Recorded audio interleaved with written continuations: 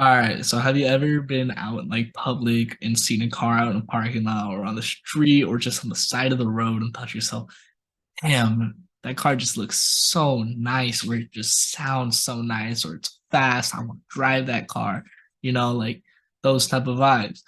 Well, me too. And in this speech, I'll be discussing car culture and why it's such an important and meaningful thing to me. And I'm sure if you've had to view any of my speeches from the semester, you've came to the realization that they've all been about cars, whether it's EVs, PHEVs, ICEs. And the thing that all those have in common is those are a type of car. So internal combustion engine, your gas engines, your PHEVs, plug-in hybrid electric vehicles, so your plug-ins with gas and electric batteries, and then your full EVs, which are just straight EVs. But today we're just going to be talking about car culture in general, which includes all three of those subcategories. So, um, since you guys have probably came to the realization that everything I talk about is cars, um, one of my biggest hobby is working in cars, and one of the best feelings to me is seeing a nice car out on the road that has been modified and just looks, sweet. But to get us started, car culture is just a huge thing across the world. So the U.S., Europe, Japan, it's everywhere, and those are like the three biggest countries where car culture is, and where most of our cars in like the U.S. come from. So it's just you have to note those company or those countries, But so car culture is seen as kind of a subculture, a community of individuals who share the same interest in cars as everyone else. The people who partake in car culture range from many different backgrounds and all have their own respective styles, from just casual car owners and admirers to gearheads and collectors. And like you don't discriminate in in car culture. You can be 16 to 80. Man, I've seen 90-year-old guys take their cars there, showing them off, and they're just sweet. Everyone partakes in it. People from all ethnic backgrounds, ages, genders, everything. But one thing that all the people in the car community have in common is that they share love for cars, and they use their cars as like a blank canvas to express themselves, which is really important in the car community. Is just using your car and modifying it to how you like it, not to how anyone else likes it. It's all about you, not them, not them. It's you. It's what you like. And so yeah, the main areas of car culture though is probably going to be Japan, US, and Europe. In Japan, we have the home of the JDM, or Japanese domestic imports.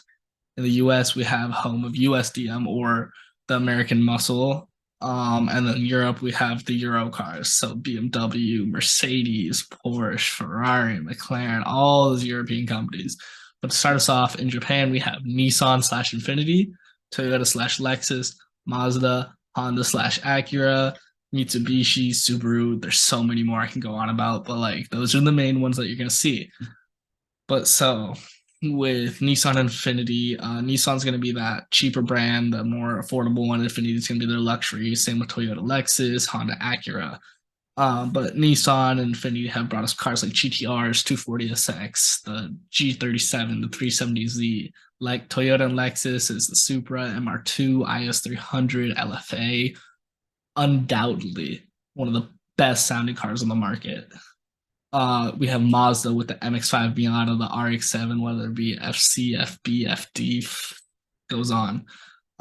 They are also the first Japanese car manufacturer to create a car that went at the 24 Hours of Le Mans. So that's a fun fact for y'all. Honda Acura, you have the Civic. Believe it or not, it's like one of the most bought cars on the road, but it's easily one of the most modified cars on the road. You'll see a bunch of them at car meets. They're usually so easy to modify. They will sound so good, and they have high potential for horsepower. Then you have the S2000 little track beast, NSX, their first supercar, the Integra, those little circular headlight ones you see on the road every now and then. And you got the Mitsubishis, which is like just the Evo Lancer, just a rally build. You have Subaru with their WRX and STIs. The US, you have the American Muscle, which is gonna be like Ford with their Mustangs, and Sierra Cosworth, which is actually a rally build.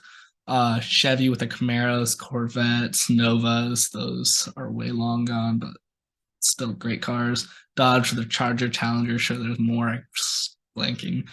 With Europe, you have your BMWs with the M2s, M3, just the whole M line. Mercedes with the AMG 11, which is one of their supercars, the C63 AMG, and then like the G Wagon. I think everyone knows what that is.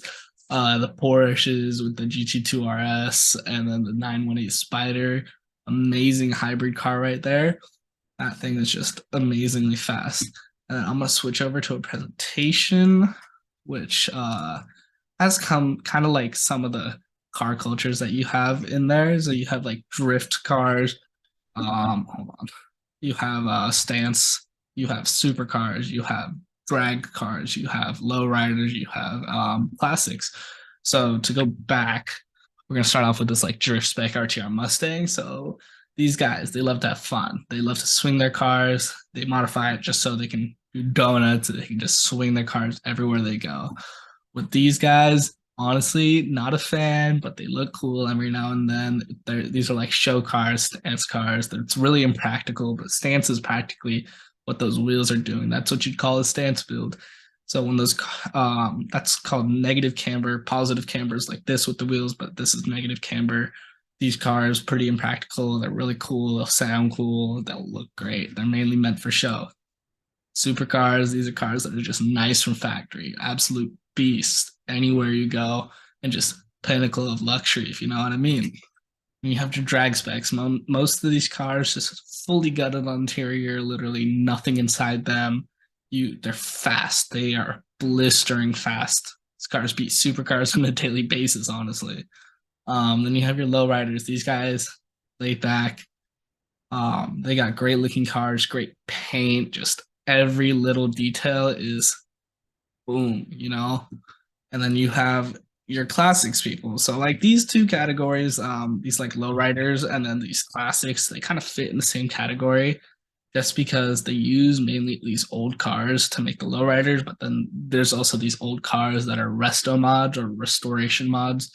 So you take like these really crappy old cars and turn them into these really good looking cars, like they're just straight from factory back in 1966.